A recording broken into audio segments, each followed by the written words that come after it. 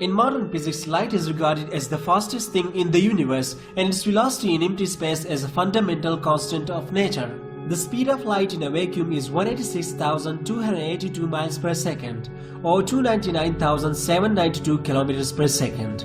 And in theory, nothing can travel faster than light. If you could travel at the speed of light, you could go around the Earth 7.5 times in 1 second. But the special theory of relativity implies that only particles with zero rest mass may travel at the speed of light. Or nothing with a non-zero mass can accelerate to the speed of light because it would require infinite energy and get an infinite mass. Only if the particle is massless, like photons and gluons, it can travel the speed of light. Now scientists are thinking about some particles which can travel faster than light. So how they are? What might be their unique property? Are they able to create a new universe? What if they flung into real vacuum? You're watching Deep Red Zone and here are the particles that can travel faster than the speed of light.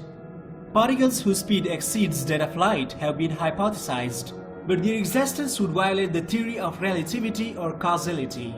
And the consensus of physicists is that they cannot exist, and these particles are called tachyons. Tachyon particles have an imaginary mass. Any particle that theoretically could have an imaginary mass will spontaneously decay and hence not contain tachyonic particles or have an imaginary mass. This is called tachyonic condensation, where a system can lower its energy by spontaneously produce particles. If such particle existed, it would not be able to decelerate to slower than light. It would have this weird property that its required energy would decrease as its velocity increased, and hence it would approach its lowest energy state when it approached the speed of infinity. Vice versa, it would require infinite energy to slow down to the speed of light and would hence never be able to cross that speed limit.